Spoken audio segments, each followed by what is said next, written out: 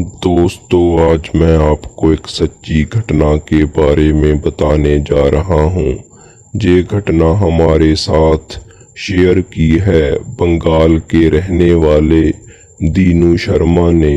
दीनू शर्मा बताते हैं, ये बात उन दिनों की है जब मैं 10वीं क्लास में पढ़ता था। तब मेरी उम्र 15 साल की थी। उस समय मैं अपने परिवार के साथ रहता था। मेरे परिवार में मेरी मम्मी पापा और 2 छोटी बहनें भी थी। मेरे पापा गवर्नमेंट की नौकरी करते थे, इसीलिए हमें सरकारी क्वार्टर में रहना पड़ता था। जब मेरे पापा का प्रमोशन हुआ तो हमें सरकार की ओर से एक बड़ा घर रहने के लिए मिला, जो घर शहर से कुछ दूर मेन हाईवे पर था। उसके बाद हम नए घर में शिफ्ट हो गए। मैं बहुत खुश था क्योंकि मैं सोच रहा था कि मैं अपना अलग से कमरा लूँगा। पता नहीं क्यों, जिस दिन से हम उस घर में रहने के लिए गए थे, तब से मुझे उस घर में अजीबोगरीब बेचैनी महसूस हो रही थी। उस घर में मुझे देर से सोने की आदत थी, क्योंकि हमारा टीवी चैनल वाला हर रात कोई नई फिल्म दिखाता था और मेरी मम्मी पापा और बहनें दूसरे कमरे में जल्द सो जाते थे। शुरू शुरू में तो सब कुछ ठीक था, लेकिन एक रात जब मैं बेड पर बैठकर मूवी देख रहा था तो अचानक मुझे रूम के बाहर किसी की आवाज़ सुनाई दी। तो मुझे लगा शायद मम्मी पानी पीने के लिए उठे होंगे। मैंने ज़्यादा ध्यान नहीं दिया, लेकिन मैंने टीवी की आवाज़ थोड़ा धीमा कर दिया था। लेकिन 4-5 मिनट के बाद फिर से वही आवाज़ आने लगी। ये आवाज़ किसी औरत के चलने पर जैसे उसकी पैर की आवाज़ आती है, बिल्कुल वैसे ही आवाज़ आ रही थी। मैंने टीवी का आवाज़ बिल्कुल बंद कर दिया, लेकिन बाहर से वही आवाज़ आ रही थी।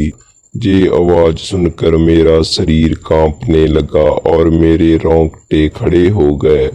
आवाज़ लगातार आ रही थी, 4-5 सेकंड के लिए सुनाई देती थी, उसके बाद बंद हो जाती थी। बाद में 4-5 मिनट के बाद फिर से मेरा दिल डर के मारे जोर जोर से धड़कने लगा। मुझे समझ में नहीं आ रहा था कि मैं क्या करूं। मैंने सोचा कि मैं अपनी मम्मी पापा को उठाकर उनसे सारी बात बता देता हूं। बाद में मैंने हिम्मत कर दरवाज़ा खोला तो अचानक वही आवाज़ सुनाई देने लगी।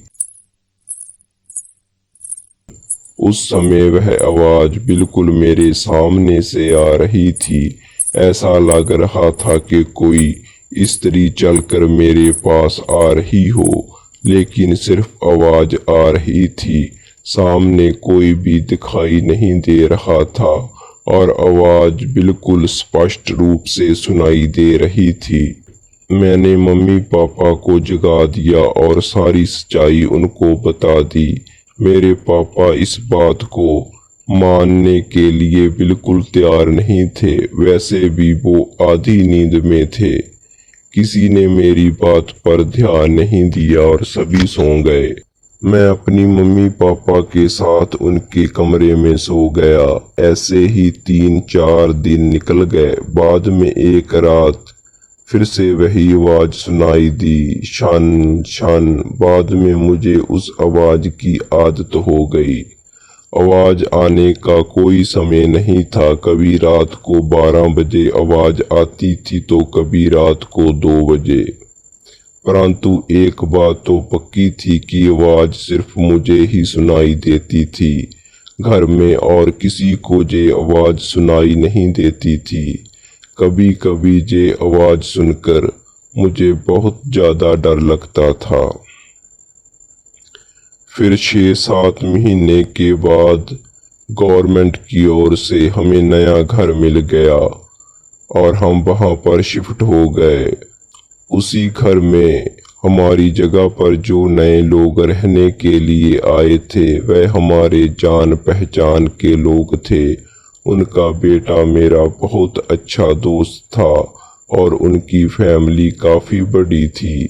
फिर अचानक एक दिन वह अंकल हमारे घर आए और हमसे पूछा, क्या आपको कभी कभी कोई आवाज सुनाई देती थी आपके पुराने घर में? बस यही बात सुनकर मुझे पूरा यकीन हो गया था कि वह कोई मेरे मन का वहम नहीं था। उस अंकल के पूरे परिवार ने वह आवाज सुनी थी। आखिर मेरे मम्मी पापा को भी यकीन हो गया कि मैं झूठ नहीं बोल रहा था। बाद में उन लोगों ने घर में पूजा पाठ करवाया। हमने ये बात पता लगाने की कोशिश की कि उस घर में आखिर हुआ क्या था। तब जाकर पता चला कि उस घर में एक नहीं बल्कि कई आत्माएं रहती हैं। कि इस बात को 14 साल हो गए और अब मैं बड़ा हो गया। मुझे पता नहीं कि आज भी उस घर में आवाज आती है या नहीं। मैं कभी भी उस घर की ओर नहीं गया, लेकिन आज भी उस आवाज के बारे में सोचता हूँ तो मेरे मन में एक अजीब सा डर लगने लगता है। भगवान की कृपा है कि आज सब कुछ ठीक है।